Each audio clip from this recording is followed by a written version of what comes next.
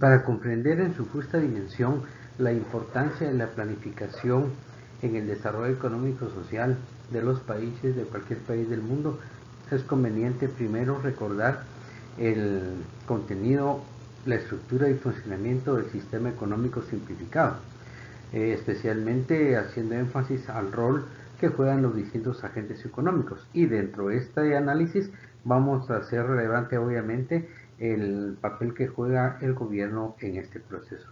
Así es que vamos primero a recordar el papel que juegan las familias en las empresas, esa relación familias y empresas, pero el papel determinante y fundamental de las familias, porque realmente las familias son las que proporcionan al sistema económico la fuerza de trabajo.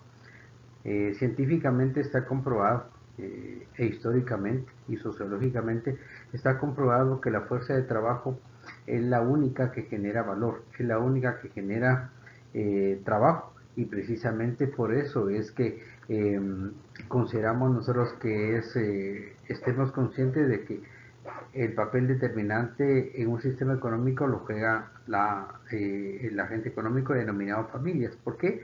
Porque es donde se aglutina la fuerza de trabajo. El trabajo humano es el único que puede generar, elaborar mercancías y prestar servicios en primera instancia. O sea, ese factor determinante, tomando en cuenta en principio el concepto de fuerza de trabajo. ¿Qué es la fuerza de trabajo? No es más que la energía psíquica, física y mental y que genera una persona en la transformación de una mercancía o la prestación de un servicio. ¿Por qué? Porque es totalmente distinto al trabajo, entre comillas, que hacen, por ejemplo, las hormigas. Las hormigas hacen un trabajo, pero hacen un trabajo, entre comillas, porque lo que hacen es una acción que generan, pero por la propia naturaleza de determinados eh, seres vivos que tienen digamos, esa propiedad de poder llevar a cabo alguna acción concreta, pero que la hacen de manera instintiva como parte de su propia naturaleza, mientras que el hombre es el único que puede generar una acción que está orientada a la transformación de una materia prima o la prestación de un servicio utilizando la conciencia. O sea, están llevando a cabo una actividad consciente de lo que están generando y hacia qué se está generando esa acción productiva.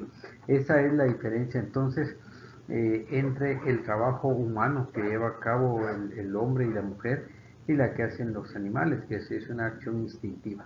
Así es que esta es la importancia del papel que juegan las familias.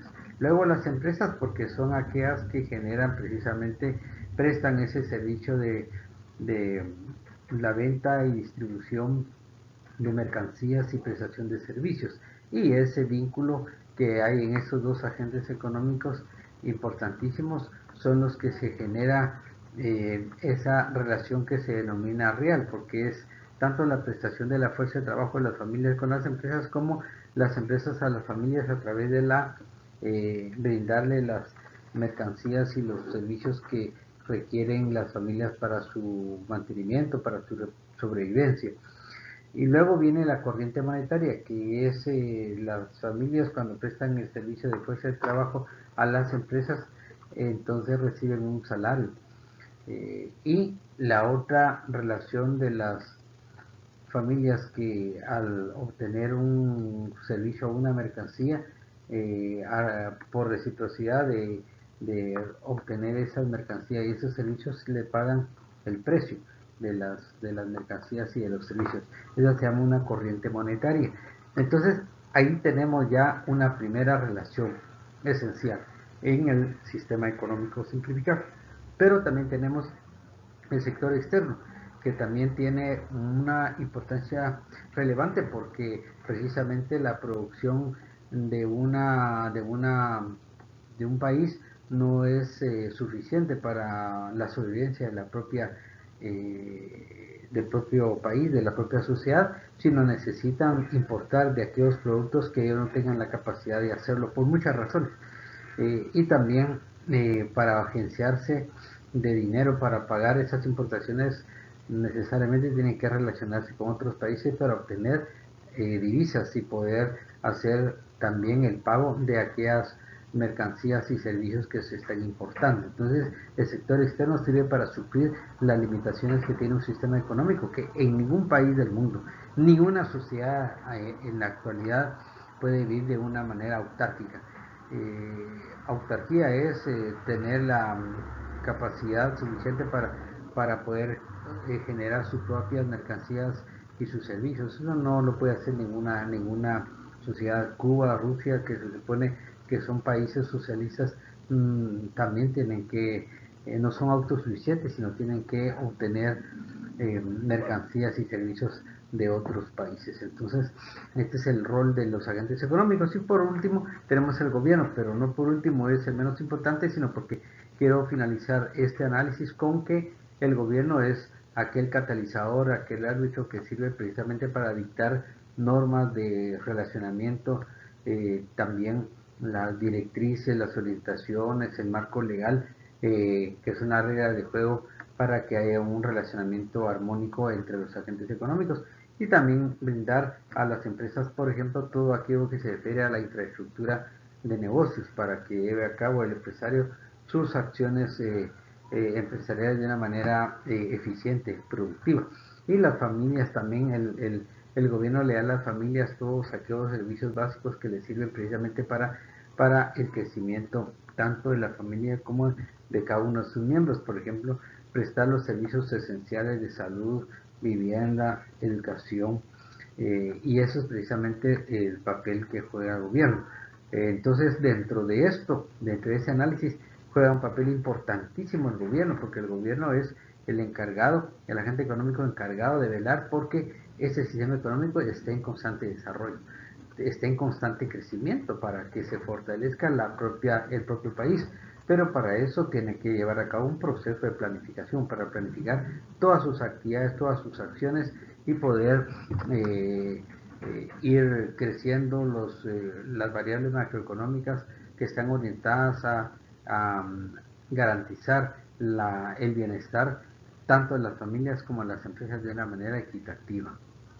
Eso es en términos generales. Yo quería partir este curso con este análisis porque eso nos recuerda el rol entonces que el gobierno es fundamental en un proceso de planificación.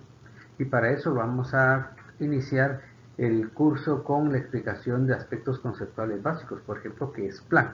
Y así nos vamos a ir hasta llegar finalmente precisamente a explicar el desarrollo económico-social, especialmente su proceso de planificación. Vamos a iniciar con la explicación del marco teórico del proceso de planificación. Y para eso iniciamos con precisamente explicar qué es un plan. Y para esto pues tenemos la ayuda de esta lámina que nos va precisamente a guiar en el entendimiento de qué es un plan. Dice intención de hacer algo, realizar una acción, un proyecto, iniciar una actividad con objetivos o metas definidas. Esto es conveniente desmenuzar, precisamente desagregar el concepto porque nos tiene aspectos fundamentales. Primero, que es una acción. El plan consiste en una acción, obviamente una acción humana, pues una acción racional orientada a un determinado objetivo y una determinada meta. Y es precisamente lo característico de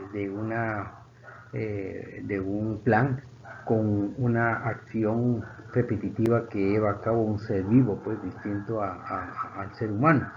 De tal forma que además la lámina de decirnos que un plan es una acción concreta, también nos identifica aquí que es una acción humana orientada a ejecutar una acción, un proyecto, iniciar una actividad con objetivos o metas definidas. Esos son precisamente los dos elementos que creo que son importantes para enriquecer la comprensión. La planificación se lleva a cabo en todas las fases de la vida humana, pues desde que nosotros tenemos conciencia nos recordamos de nuestras actividades cotidianas. Yo me recuerdo muy bien, por ejemplo, Cuando estábamos en la modalidad presencial de trabajo, uno de que se levantaba tenía una determinada, desde un día antes uno planificaba su día siguiente. Ahora que estamos en pandemia, obviamente cambió la planificación de nosotros, porque yo, por ejemplo, en el caso mío, trabajo 100% en teletrabajo, y esto es precisamente lo que significó un cambio importante. En el caso de ustedes, por ejemplo, creo que algunos trabajan de manera híbrida, con ciertos días de presencialidad y al resto no presencial, pero igual, pues ustedes, de que nosotros nos levantamos en la mañana, después del baño respectivo, y la oración depende de la práctica espiritual de cada persona, pues luego de estos dos aspectos esenciales, ya tomamos un alimento, ya sea desayuno completo, o algunas personas solo toman un yogur, un vaso de leche y se van a sus trabajos, o si no inician su actividad de teletrabajo. Posteriormente ustedes planifican que a las 10 toman su refacción, un juguito, una galletita por ahí, un sanguchito, luego la hora del almuerzo, posteriormente la reflexión de la tarde, posteriormente ya sea regresar a su casa o bien ya desconectarse pues de su actividad de teletrabajo y prepararnos, si es día de videoconferencia, tenemos que cambiar pues nuestro plan, ya sea que cenemos antes o después de la videoconferencia. Y precisamente este es un proceso de planificación que nosotros hacemos todos los días.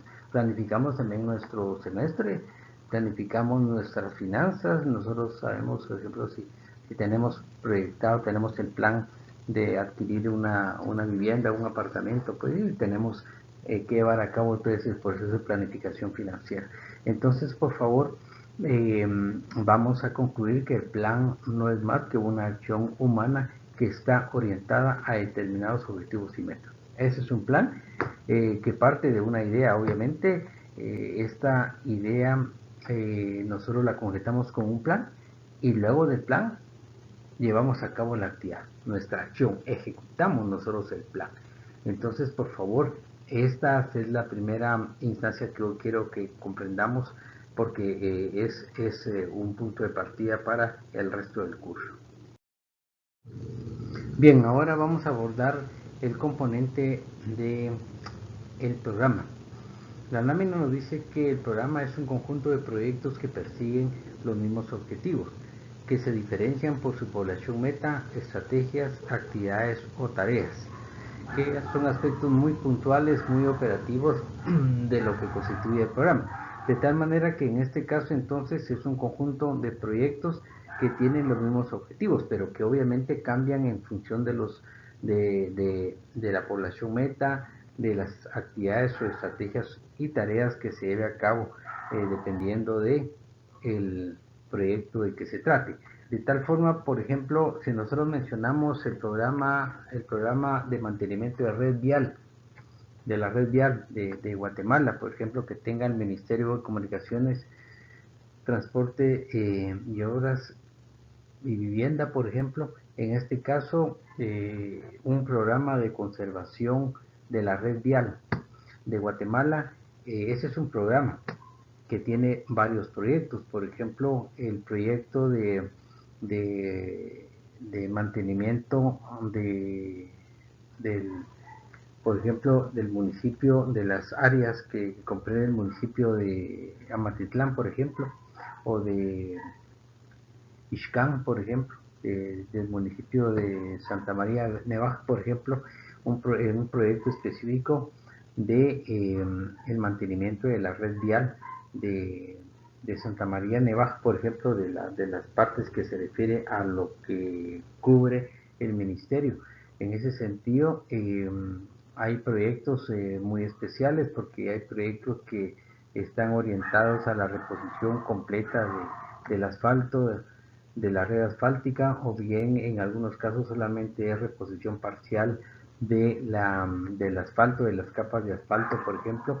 En ese sentido, ahí cambian, pues hay proyectos específicos, por ejemplo, el proyecto de Santa María Nevaj, de Santa María Chiquimula, por ejemplo, son proyectos totalmente distintos, pero que tienen los mismos objetivos, que es precisamente darle cumplimiento al programa de mantenimiento de la red vial de carreteras, pero cambian en función de la población meta, porque de Santa María Chiquimula es para apoyar pues la movilidad de las personas que radican en ese municipio, pero que también están abordando también la atención de las personas que necesiten utilizar esa parte de la carretera que tiene esa jurisdicción.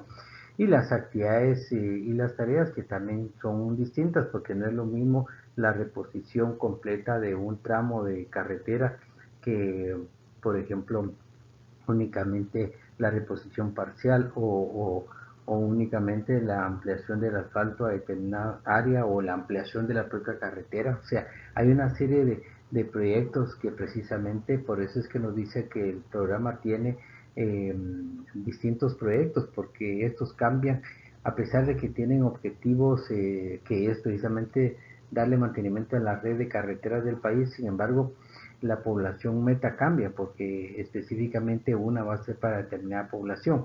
Incluso las actividades y las tareas son distintas en función precisamente de los objetivos que tenga cada proyecto en especial, porque la población, por ejemplo, no es lo mismo hacer una reposición o las características del asfalto de una carretera de la Boca Costa, por ejemplo, que del altiplano. Y ahí es donde surgen precisamente algunos problemitas que ustedes ya conocen, pues que los medios de comunicación se han encargado de cubrir, porque muchas veces por falta de un estudio de suelos, por ejemplo, o de las características del suelo, es de que se obvian algunos pasos técnicos que son elementales. Por ejemplo, un estudio de suelos, es de que han habido algunos problemas ahí de tipo legal. Pero en ese sentido, nuestro objetivo en este caso es precisamente indicar que el programa es un conjunto de proyectos, ¿verdad? Y que cada proyecto, a pesar de que tenga distintas actividades o distintas tareas, tienen los mismos objetivos, porque todos los proyectos de la mantenimiento de la red de carreteras del país, cada proyecto, a pesar de ser distinto, porque tiene distinta población, distintas actividades, distintas tareas, pero el objetivo es precisamente darle mantenimiento, darles condiciones adecuadas a la red de carreteras del país para que presten un servicio adecuado a la población. Entonces, este es algo esencial porque es un aspecto que viene derivado y viene formando parte de un plan. Aquí ya vamos llegando a nivel de proyecto, que la lámina nos dice que es un conjunto de actividades que se planifican a fin de alcanzar una meta preestablecida, para lo cual se cuenta con recursos, se asignan responsables y se definen tiempos. Es algo muy concreto, precisamente lo que les decía, hablando nuevamente del ejemplo de el programa de el mantenimiento de la red de carreteras del país. En este caso el proyecto es de mantenimiento de las carreteras que tienen cobertura en el municipio de Santa María Chiquimula y otro en Teculután, por ejemplo, que son dos territorios totalmente distintos, pero tienen características distintas, poblaciones distintas, y cada uno de esos proyectos tiene determinadas actividades que son propias del proyecto para alcanzar los objetivos y metas de cada uno de los proyectos. Entonces la actividad es algo muy concreto. Esto es relacionado, por ejemplo, con el caso del mantenimiento de la red de carreteras. ¿Por qué?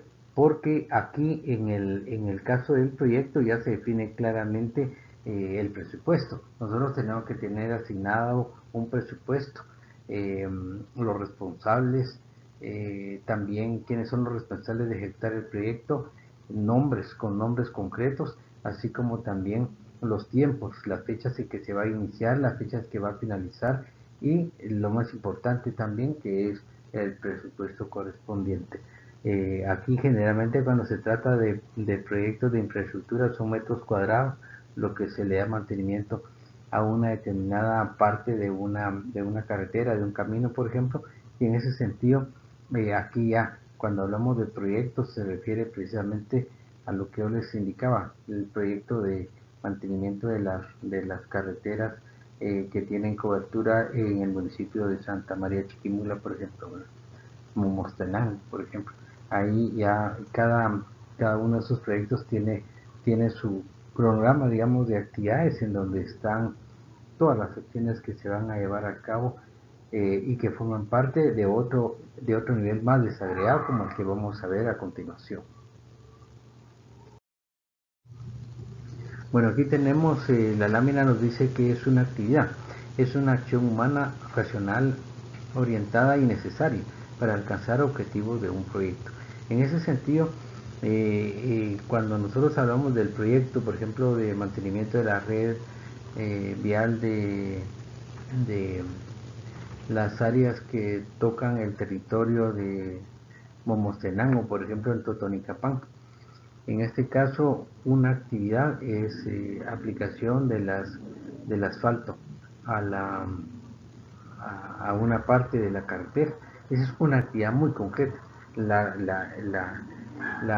colocación de las capas de asfalto correspondientes, y para eso hay cuadrillas de personas que están precisamente contratadas o nombradas para llevar a cabo esa actividad de mantenimiento de esta red de carreteras que forman parte del proyecto de mantenimiento de la red vial de Momostenango, del municipio de Momostenango. Entonces aquí vamos a también a tener obviamente nuestro presupuesto, nuestros responsables y nuestras fechas de ejecución que ya están previstas en el determinado proyecto, en el proyecto de que se trate. Entonces aquí ya vemos una acción bastante concreta, pero que forma parte de una serie de acciones orientadas al cumplimiento de la actividad.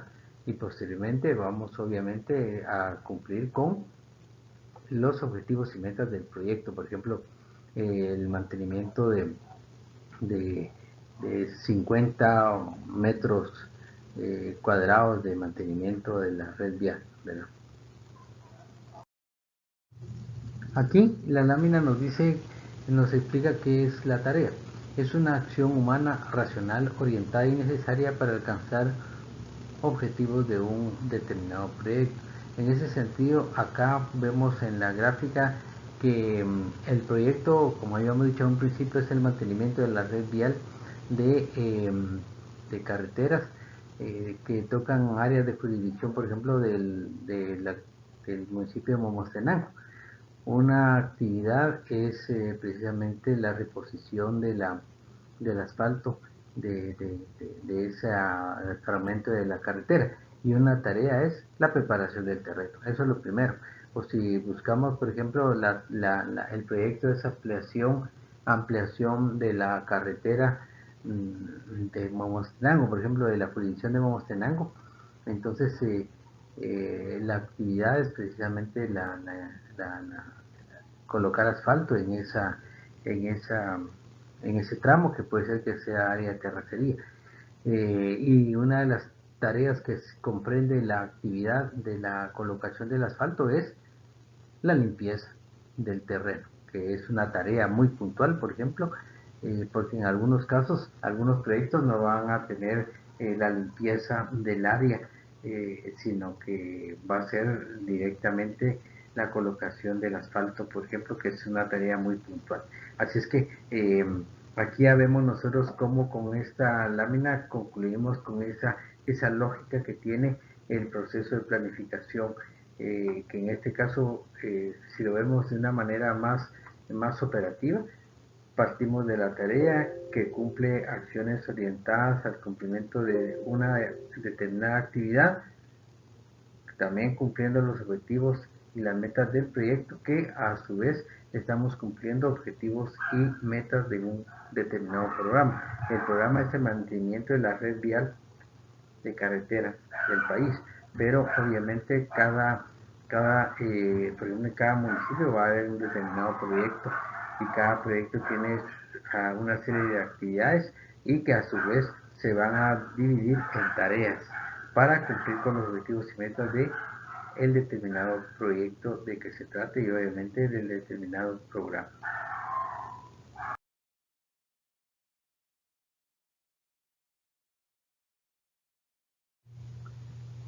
Bueno, en estos momentos vamos a iniciar el análisis esta lámina que es muy importante. Nosotros no, si ustedes se advirtieron en la lámina anterior, no hubo ninguna grabación de voz, porque realmente es muy elocuente, explicativa esa lámina en cuanto a la concepción que se tiene en ese curso de planificación. Pero en este caso creo que sí es conveniente platicar un poquito con respecto al proceso de planificación económica y su importancia determinante para el desarrollo económico y social de una sociedad, de un país.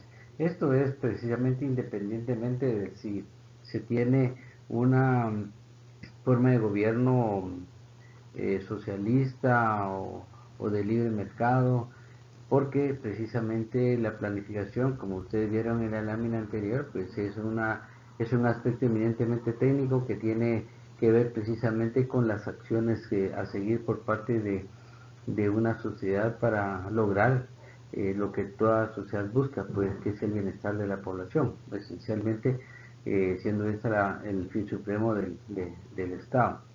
En ese sentido, seleccioné esta lámina porque tiene muchos aspectos que tienen íntima relación con este proceso, porque precisamente cuando hablamos nosotros en primer lugar de planificación económica, hablamos que en una sociedad se aplica una planificación centralizada o descentralizada o indicativa.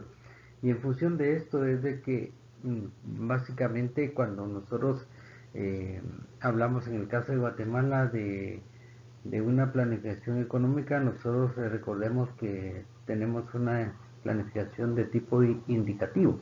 Por lo tanto, son sugerencias, son pautas, son señales que brinda en este caso SIGEPLAN a los distintos sectores económicos, los distintos agentes económicos y los sectores, de cuál es la intencionalidad de algunas áreas puntuales que se requiere fortalecer para precisamente incrementar la productividad del país, pero también en este caso no solo buscando, por ejemplo, cuando hablamos de un ámbito empresarial, cuando hablamos de construcción, cuando hablamos de industria, cuando hablamos de integración económica, cuando hablamos de sector energético, cuando hablamos de gestión empresarial, cuando discutimos el tema del transporte multimodal o cuando hablamos precisamente de los aspectos relacionados con el ámbito financiero, por ejemplo, eh, moneda y banca, por ejemplo,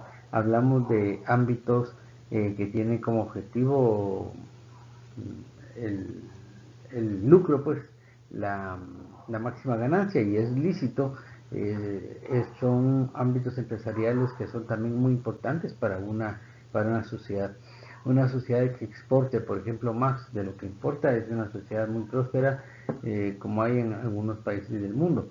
Y aunque sea una economía como Guatemala, la guatemalteca, que tenemos déficit en la balanza comercial con casi todos los países con los que nos relacionamos, eso no tiene una carga negativa para el país, pero lo importante aquí es de que a nivel interno, por ejemplo, la productividad, la eficiencia, una macroeconomía sana tiene que tener también de manera simultánea también un mejoramiento en los indicadores sociales, por ejemplo, la educación, salud, expectativa de vida, alfabetismo, nutrición, y que la brecha, la desigualdad sea la menor posible, porque una sociedad que tenga una brecha social muy grande, por más que tenga incremento de la productividad, no va a tener paz, no va a tener desarrollo, no va a haber bienestar en esa sociedad. Lo que sucede en la India, por ejemplo, que en la India se le considera una economía emergente, o sea que una de las que más crece en los actuales momentos. Sin embargo, los niveles de pobreza son exagerados, y la desigualdad también es inmensa, comparada con la inmensa desigualdad que hay en Guatemala, por ejemplo, en Centroamérica. Y eso es precisamente lo que se busca. Cuando hablamos de planificación económica, se busca precisamente que estos indicadores económicos como exportación, como importación, como ámbito financiero, estos también tengan una simultaneidad también con efectos en el desarrollo social, en el bienestar de la población. Por eso es que incluso cuando nosotros vamos a hablar en el futuro de política social y política económica, que ustedes van a llevar un curso específico de esto, vamos a ver cómo existe esa relación íntima, necesaria, obligada, para que haya bienestar. Como decía Papa Francisco en los medios de comunicación, dio declaraciones y decía precisamente que una sociedad para estar en paz tiene que ser una sociedad que respete, que comprenda, que comparta la diversidad, pero que respetando esas diferencias entre las personas que integran la sociedad, pues busquen consensos y busquen la unidad dentro de la diversidad es un factor esencial. Entonces, por favor, esta lámina aquí nos expone los distintos ámbitos que tienen que ver con el tema de desarrollo económico social. Por ejemplo, el tema de ambiental es básico, el tema de los derechos de los pueblos también, el tema de la forestación, el tema de la tierra, la gestión del ambiente, el deporte, la nutrición. Ustedes ven, aquí hay de todo, hay aspectos de desarrollo económico y desarrollo social, porque es necesariamente esa simultaneidad la que busca pues, la planificación para el desarrollo. Entonces, eso explica de alguna manera la importancia de la planificación en el desarrollo económico y social de los países. Esta gráfica, a pesar que tiene pues la explicación de lo que vamos a comprender en este curso de planificación económica, creo que podríamos analizar y hacer un análisis muy profundo de la concepción de planificación económica. Dice, es un proceso que consiste en planificar el futuro tomando en cuenta el presente y proyectarse al futuro. Esto es precisamente lo que nosotros hemos querido en los distintos cursos que hemos tenido de administración pública, lo que es importante, por ejemplo, conocer los antecedentes de las instituciones. En el caso de Guatemala, por ejemplo, la administración pública ha tenido un proceso bastante lento en cuanto a su desarrollo, que a pesar de que hemos tenido muchos avances en la administración estatal, creo que hace falta muchísimo, pero para esto, nosotros para comprender el presente, por ejemplo, hablemos del ámbito tributario. Guatemala, ustedes saben que tiene una carga tributaria bastante pequeña, porque no llegamos ni al 10%. Durante los acuerdos de paz, por ejemplo, se asumió ese compromiso por parte del Estado de subir a 12% la carga tributaria. Lamentablemente esto no se ha conseguido, sino al contrario. El año pasado cerramos con 9.8, si no me equivoco, la carga tributaria, que es el porcentaje o la parte porcentual de la generación de impuestos, de recepción de ingresos provenientes de los impuestos con respecto a el Producto Interno Bruto, del PIB. Entonces, en este caso, por ejemplo, si nosotros hablamos del ámbito tributario, por ejemplo, nosotros para comprender el presente, ¿por qué es que no tenemos en Guatemala una cultura tributaria? ¿Por qué no pagamos impuestos en Guatemala? Porque el origen está precisamente desde la época colonial, precisamente que estamos ahora en el entorno del Bicentenario, por ejemplo. Hay muchos sectores, incluso yo personalmente creo que no tenemos mayor cosa que conmemorar, que celebrar, porque realmente aquí no hubo una independencia política, ni económica, ni social de la mayoría de la población guatemalteca, sino esta independencia, entre comillas, política fue alcanzada por los criollos, que precisamente ya no quisieron tributar o no quisieron enviar los tributos de que se generaron en Guatemala y enviarlos a la corona española, sino ellos se quisieron quedar con ese monto de lo tributado especialmente por la población mayoritaria, la población indígena básicamente. Entonces ellos lo que hicieron fue apropiarse de ese tributo y quedarse con ellos, con eso pues, pero la población indígena se quedó pues sin ningún cambio, pues al contrario, yo creo que fue mucho más violento el proceso de dominación que se tenía de la población no indígena con respecto a la población indígena, que son los que generan realmente la riqueza a través de su fuerza de trabajo. Entonces, si nosotros, para comprender la cultura tributaria guatemalteca, tenemos que conocer ese pasado, y ese pasado es ese, pues nosotros, para cambiar la cultura tributaria de Guatemala, tenemos que cambiar muchísimo.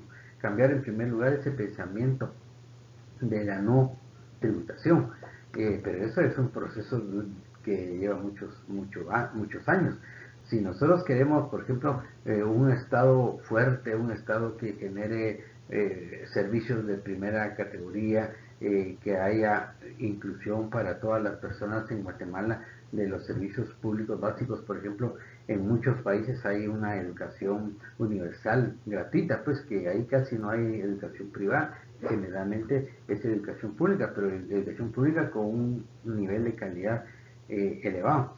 Pero en Guatemala queremos una educación de primer nivel, pero con la cantidad de impuestos que se pagan en Guatemala, no se puede hacer mayor cosa porque son recursos limitados, porque ustedes ven que la carga tributaria es demasiado baja.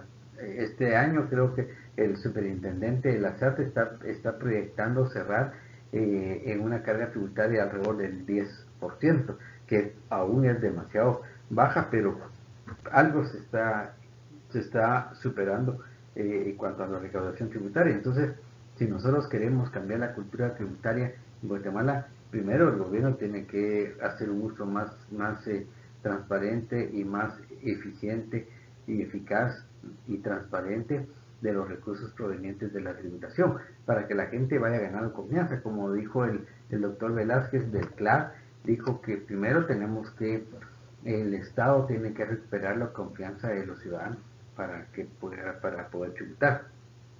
Y en función de eso ya tenemos la capacidad de proyectarnos al futuro. Entonces, en este caso, la planificación, por ejemplo, si nosotros queremos incrementar a 12% la carga tributaria, primero explicarnos el pasado, conocerlo, comprenderlo en su justa dimensión y posteriormente cambiar la práctica de tributación en Guatemala en los actuales momentos, y tenemos la capacidad para proyectar en el futuro. Lo ideal sería que tuviéramos una carga tributaria de unos 13% del Producto Bruto, 14% del Producto Bruto. Pero eso, como les digo, es algo que la planificación económica tiene mucho que ver, porque es precisamente planificar al final qué tipo de Guatemala queremos. Pero en Guatemala no hay ni siquiera no hay, más adelante lo vamos a ver, no hay planes de desarrollo. Entonces no sabemos a dónde vamos, no sabemos qué Guatemala queremos. El plan Cartoon no fue un esfuerzo, digamos, representativo que los distintos sectores de la actividad económica y de la sociedad guatemalteca asumieron compromisos, sino fue una realización del gobierno, pues, de turno, pero que no tiene mayor, y este gobierno no tiene plan de desarrollo tampoco, ¿verdad? Tiene un plan de trabajo pues para ellos, pues, pero no tiene un plan de desarrollo de mediano plazo que nos dé un horizonte hacia qué tipo de Guatemala queremos, qué sociedad queremos o deseamos tener en 5 o 6 años. En otros países han habido planes de desarrollo de 20, 30, 40 años, pues, y que a través de planes quinquenales han logrado alcanzar esas metas, ¿verdad? Entonces, por eso quería yo analizar un poquito este concepto, porque nos habla precisamente del pasado, del presente, y en función de eso poder planificar o proyectar el futuro. Esta caracterización de lo que vamos a comprender como planificación económica la tenemos en este cuadrito, que nos ayuda mucho a comprender realmente qué es planificación económica. No quise hacerlo en función muy literal, muy teórico, sino más que todo que tenemos que responder a estas preguntas. De esa manera estamos nosotros haciendo planificación económica. Primero, ¿qué hacer? ¿Qué hacer para lograr, por ejemplo, que Guatemala tenga una base tributaria en el año 2030, una base tributaria del 12%, ¿verdad? ¿Qué tenemos que hacer? Tenemos que definir precisamente las acciones que tenemos que hacer para lograr el anhelado porcentaje, el 12% del Producto Interno Bruto. ¿Cómo hacerlo? Para en ese sentido, ¿cómo hacerlo? O sea, las distintas formas que nosotros tenemos que asumir, qué estrategias tiene que adoptar el gobierno para impulsar ese crecimiento de la, de la tributación, que puede ser a través de la creación de un impuesto único, o bien puede ser elevar, por ejemplo, el impuesto sobre la renta o el impuesto de la propiedad, que es algo que en Guatemala lleva sangre. Un YUSI que se basa en la autoevaluación, por ejemplo, el autoevalúo es algo que en muy pocos países se da. Por ejemplo, en Europa, ahí define el gobierno cuánto es lo que vale su apartamento, cuánto vale su terreno, dependiendo del lugar donde se ubique. No, no es como aquí en Guatemala que una propiedad vale, tiene dos valores, el valor de escritura y el valor de mercado, ¿verdad? Y el valor que está registrado en la administración tributaria, ¿verdad? Allá en otros países ese es el valor y punto, pues.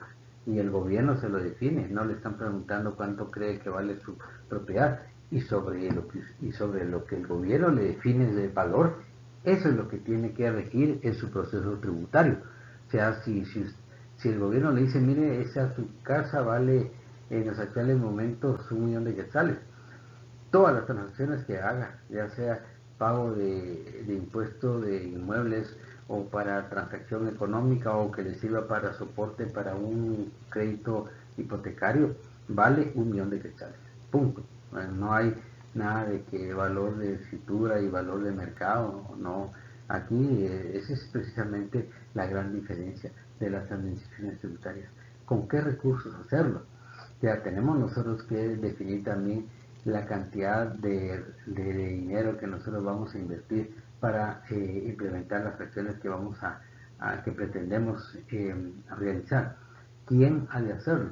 Ya los responsables de esto, pues cuando se define precisamente el rol de la planificación económica, el rol de la administración pública, también vamos a ver qué instituciones son las encargadas de hacerlo, porque no vamos a definir acciones y estrategias pero sin identificar los responsables.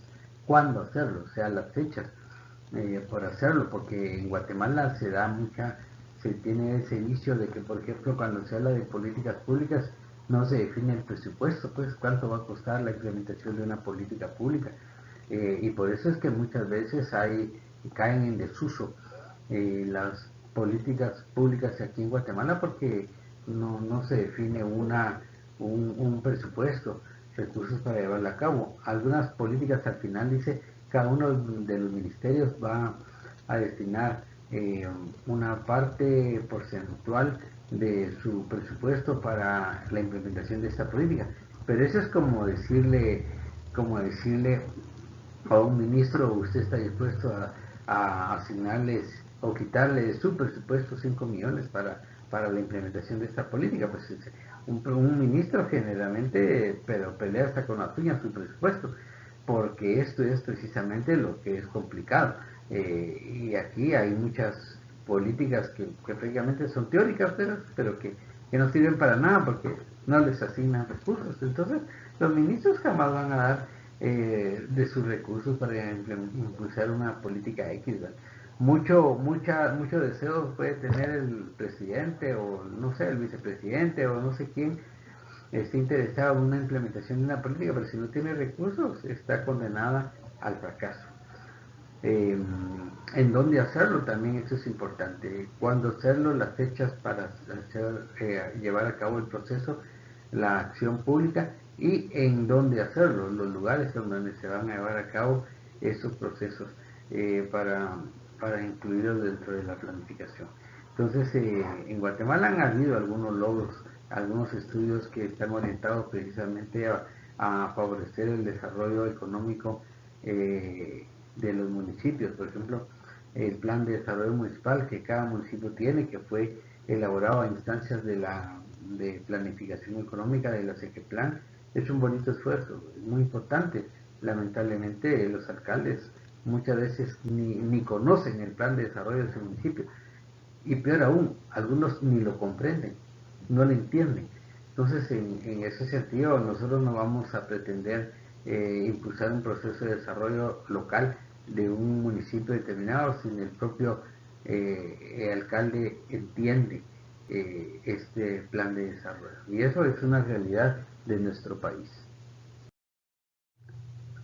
Esta gráfica nos explica la necesaria e íntima relación que debe existir entre la planificación económica y el presupuesto gubernamental, el presupuesto público, porque esa ha sido una lucha, compañeros y compañeras.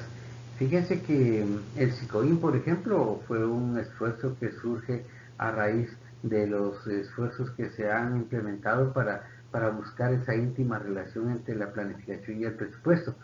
Yo me recuerdo que yo inicié mi carrera como administrador público en, en el año 1979, donde tuve trabajo en el Ministerio de Educación y ahí, por ejemplo, en ese año se iniciaba la discusión de la formulación del presupuesto por los programas, que todavía existe en la actualidad.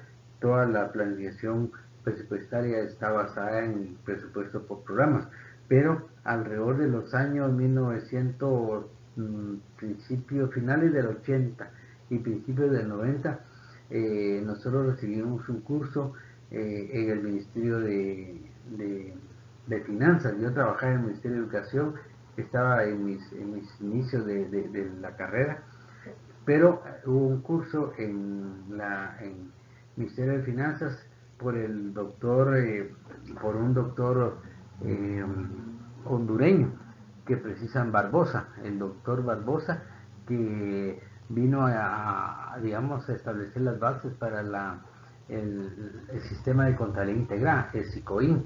Y nosotros fuimos un grupo como de 30, 35 contadores que nos convocaron, pues, y yo pues, tuve esa suerte de recibir ese curso por parte del Ministerio de Educación, y ahí se buscaba la implementación del SICOIN. Imagínense, desde esa época se ha estado buscando que a través del SICOIN se tenga una vinculación con el presupuesto. Y es algo que se ha superado bastante, mucho se ha superado eh, en cuanto a la consecución de ese objetivo, de que exista una relación muy estrecha y que sea determinante, que sean interdependientes la planificación con el presupuesto, que todo lo que se planifique, todo lo que el gobierno quiera impulsar, quiera implementar, debe estar reflejado monetariamente en el presupuesto. Eso es lo que se busca. Eh, pero lamentablemente han sido esfuerzos demasiado titánicos.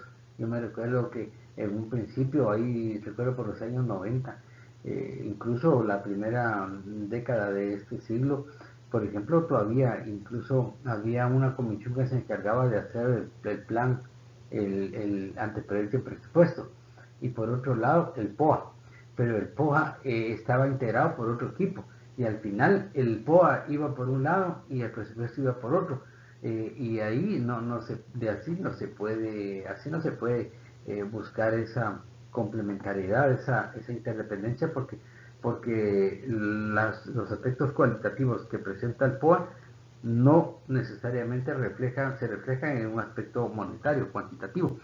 Y esto es una lucha que lamentablemente no se ha superado.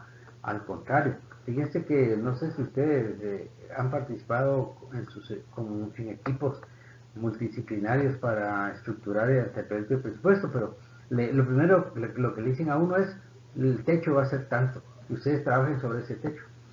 Luego, después de hacer una serie de discusiones, reuniones, al final está el anteproyecto de presupuesto, se va al organismo ejecutivo, y luego el organismo ejecutivo hace la consolidación de todos los ministerios y lo envía al Congreso. ¿Quién toma las decisiones? El Congreso. El Congreso define los montos, sin ningún criterio técnico. Los criterios ahí son, en el mejor de los casos, criterios políticos. No son y otros tipos de criterios que manejan ahí en el Congreso, pero lo que menos tienen son criterios técnicos que tengan que ver con las necesidades de la población guatemalteca, sino son otros criterios, otros intereses los que están alrededor de la formulación del presupuesto. Entonces ahí se echa por la burla todo el esfuerzo que se ha generado para elaborar un plan operativo, ¿verdad? Porque el plan operativo en un principio es posiblemente que sí refleje, si se refleje en el presupuesto. Todo lo que yo proyecte en mi planificación, en mi plan operativo anual y el multianual, va a estar reflejado en el presupuesto, pero en el Congreso hacen lo que se les da la gana, ellos definen los montos y punto. Entonces ahí se pierde pues esa aspiración que el SICOIN ha tenido siempre, que el sistema de contabilidad integrada sea una determinante para la definición del presupuesto, sino al contrario, se parte al final pues quien define la cantidad del monto del presupuesto es el Congreso.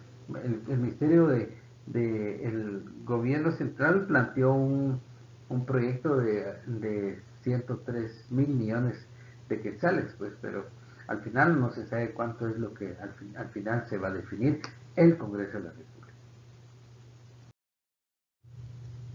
Esta última lámina prácticamente es el vínculo con el siguiente tema que vamos a trabajar en la segunda semana del curso y que se refiere a la concepción de planificación del desarrollo de acuerdo con la Secretaría General de Planificación y Programación de la Presidencia de la República. Y para ello vamos a hacer una lectura breve y después vamos a analizar cada una de las partes del mismo. Dice, la planificación del desarrollo es un proceso de interacción entre el Estado y la sociedad que tiene como objetivo articular las políticas públicas y su implementación en el territorio de las prioridades con las prioridades del país para administrar los recursos públicos en la perspectiva de alcanzar el desarrollo sostenible. Esto quiere decir, compañeros y compañeras, que la planificación lo que busca es precisamente, primero, que haya un entendimiento, una relación, conveniencias mutuas entre los intereses que defiende el gobierno, que es el bien común, y la sociedad en su conjunto. Nosotros recordemos que los agentes económicos y la sociedad incorporan muchos ámbitos de la ciudadanía. Por ejemplo, hay empresarios, hay gremiales, hay cooperativistas, hay sector académico, el ámbito financiero, y precisamente todas las fuerzas productivas del país tiene que haber un entendimiento, una relación, una interdependencia, de tal forma que solamente de esa manera se pueden articular las acciones de los gobiernos. Y en ese sentido nosotros tenemos que estar claros y recordar en todo momento que en Guatemala se tiene un sistema de planificación indicativo. Por lo tanto, no tenemos la fuerza coercitiva del Estado de obligar a los sectores de la sociedad guatemalteca, especialmente a los sectores económicos, de la generación de determinadas metas o ir a determinados montos, por ejemplo, de producción nacional, porque no podemos hacerlo, porque somos un sistema democrático en donde las empresas toman sus decisiones en función de sus propios intereses. Entonces, es bastante complicado el hecho de que el gobierno defina algunas líneas de trabajo, algunas metas previstas de manera indicativa, como una tendencia, como una orientación, como una señal que se le da a la sociedad en su conjunto. En ese sentido, por ejemplo, ahí depende mucho del liderazgo que tengan las autoridades, especialmente los presidentes de los organismos de Estado, especialmente el organismo ejecutivo, depende mucho del liderazgo que tenga esta instancia. En este caso, el presidente del organismo ejecutivo debe tener un liderazgo tal que le permita y que tenga esa capacidad de influir en los sectores económicos y que ellos puedan acatar precisamente esas directrices, esas recomendaciones de una manera tal que puedan conciliar intereses y sobre todo compartir las metas y también los objetivos de desarrollo económico y social. Precisamente por eso es que también es importantísimo que dentro de los sectores, el sector empresarial más que todo, el sector financiero, también haya responsabilidad social, porque esto nos ayuda mucho a que los empresarios comprendan que únicamente con buenas relaciones con los trabajadores se puede trabajar de manera armónica con el respeto de sus derechos, respeto a la legislación laboral, a la legislación de salud y seguridad ocupacional. Esto garantiza también un incremento en la productividad de los trabajadores. Entonces, esta es un aspecto importante porque también hablamos de políticas públicas. Para implementar una política pública, definitivamente tengo que tener el consenso de los distintos sectores de la población. Y también esta definición nos recuerda también que al final la administración pública del gobierno lo que hace es administrar los recursos públicos, los recursos del Estado, y de esa manera lograr un desarrollo económico y social sostenible, o sea que pueda ser en el tiempo, se puedan lograr esas metas de una manera progresiva. Por ejemplo, en el caso de la carga tributaria, es algo que necesariamente debe ir siempre en un proceso de ascenso, ¿verdad? No como lamentablemente pasa en Guatemala, que aquí han habido años que hemos tenido una carga tributaria de incluso del 10%, luego cae al 9.8, 9.7, 9.5, o sea, no existe un incremento sostenible en la base tributaria, y esto es un factor importante para que tampoco se dé en este caso un desarrollo económico y social sostenible, que conforme vayamos incrementando el Producto Interno Bruto también vaya incrementándose no solamente la tributación, sino también los distintos sectores sociales, los indicadores sociales que nosotros tenemos en Guatemala cada vez más deteriorados.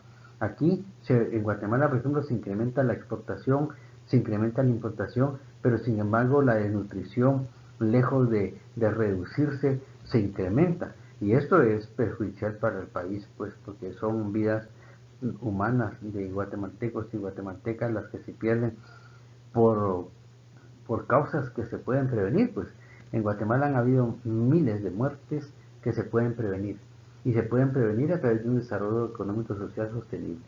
Así es que esta es solamente una introducción para lo que vamos a ver en la próxima semana.